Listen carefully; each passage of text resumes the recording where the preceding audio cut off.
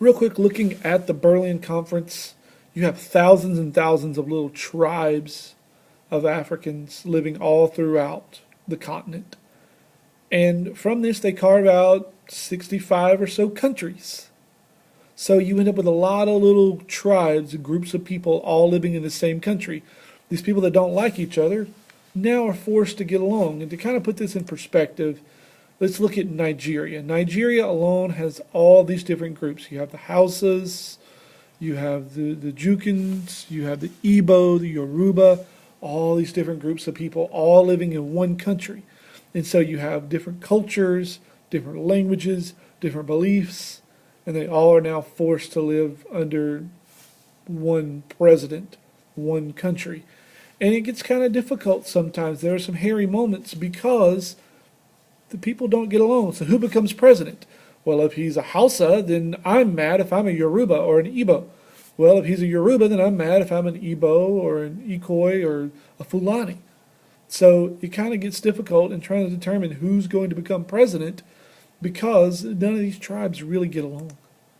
To kind of put it in perspective, if you think of Mississippi, if the Europeans had just carved out these areas instead of actually settling, then Mississippi would be like half Choctaw and part Chickasaw. So it would be predominantly Choctaw, but there'd be some Chickasaws, some Tunica, Natchez, Biloxi, these different tribes throughout the area that live in Mississippi. And so you would have this little back and forth political battling between, say, the Chickasaws and the Choctaws. Same kind of deal. When we look at West Africa, it's dominated by the Sahel. There are a lot of Arabs in the north, some pseudo-Christians in the south. When I use the term pseudo-Christians, I mean they have some Christian beliefs, but they also have some other beliefs. There have been a lot of civil wars in Western Africa, and there's a lot of deforestation, cutting down of trees, where the natural resources there of trees, wood, that are used to make paper, used to burn fires, to heat water in places that don't have electricity, or they sell the wood for building things. They also raise things like sugarcane, coffee, yams, sweet potatoes, cacao to make chocolate. They raise cattle and peanuts. Peanuts actually come from West Africa originally. And they've recently been doing this thing where they've been centralizing capitals. If the capital was on the shoreline, they moved it more into the middle of the country so that everyone's included. I'll show you. Up until the 1990s, the capital city of Ivory Coast, or Côte d'Ivoire, was Abidjan. But in the 1990s, it was moved to this little city in the center, Yamoussoukro. Yamoussoukro, sorry. Kind of hard to pronounce some of this stuff, as you know. In Nigeria, the capital was Lagos, which is still the largest city. But the capital was moved to Abidjan, or Abuja, as it's also known, in the central part of the country to kind of include everyone and kind of make it in the middle. One of the other beliefs that is predominant in this part of Africa, and most parts of Africa, is animism, where they kind of worship the animals and their powers and their strengths. Like if you want to be strong, you will kill an ox and grind up part of its horn and eat it with something or put it in a drink. Or maybe a rhinoceros horn or an elephant tusk or something like that. So that's part of the reason why elephants are endangered, is because people would kill the elephants just for their tusk. That's it. Because their tusk would bring you luck, kind of like a rabbit's foot or something like that. Also, this belief translates into albinos, people that are born with no pigmentation. They usually have really, really light colored skin and light colored hair. And yes, there are albinos in Africa. And typically they have reddish eyes. And the belief in some parts of Africa is if you can kill an albino and keep or eat part of his body, you'll become lucky, because they're very lucky beings. I guess you would think of it like that. It's kind of a weird belief, but it's very hard to find albinos in Africa because they're killed because their bodies are thought to bring luck. Also, they have syncretism, which is kind of a mixture between like Christianity and some African religions. The prime example of this is voodoo. And this is, this is an effigy, like a voodoo doll, where you'd make like of your boss and put pins in it to inflict pain. It's kind of a mix between Christianity and other religions, but it's one of the typical ones where African religions and Christian religions meet. They synchronize, the syncretism. But this is West Africa. That's what it looks like.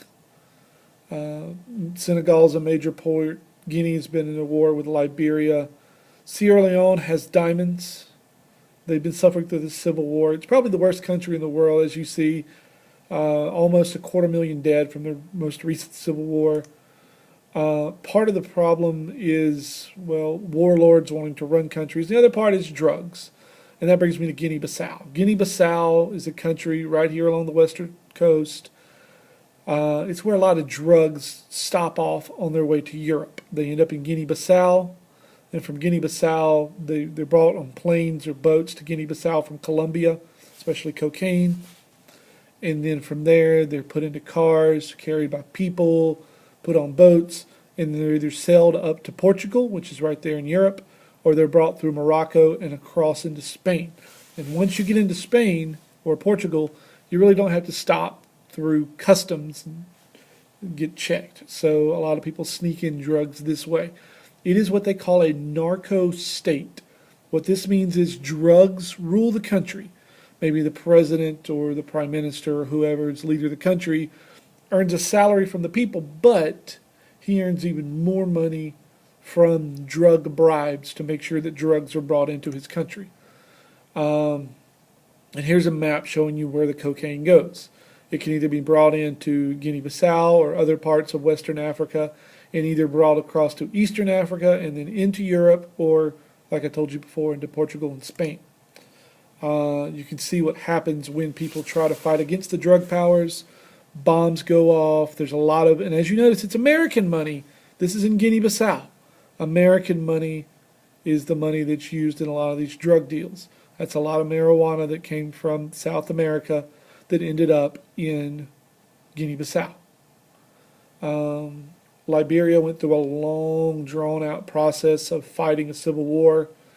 It actually partially invaded Guinea in its war, which threw it into a civil war too. And then we have Cote d'Ivoire, the Ivory Coast, as it's called.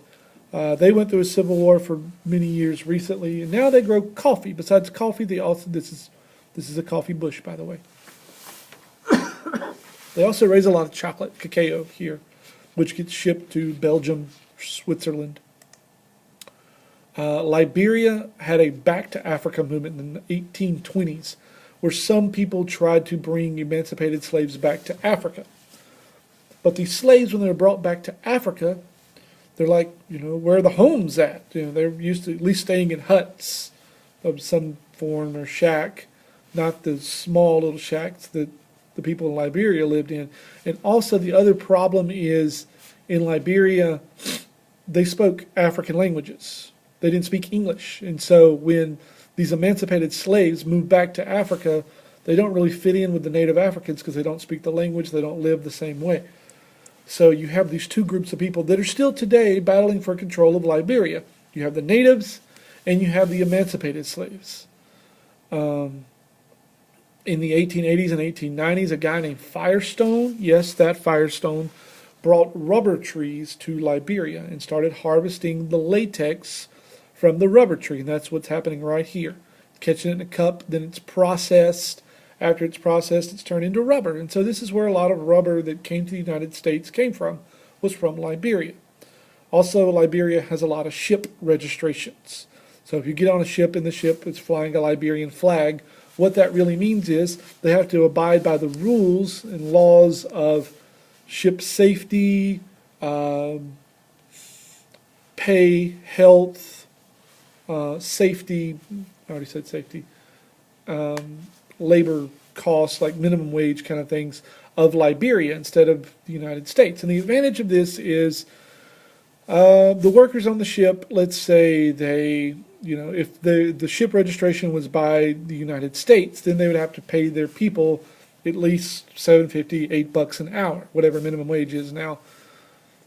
If the ship is registered to Liberia, though, they only have to pay their people 40 cents an hour, 50 cents an hour to work on their ship. And then you find a lot of cruise ships that are registered to Liberia for this specific purpose. And this is Charles Taylor. He led the Civil War back in the 1980s and early 90s in Liberia.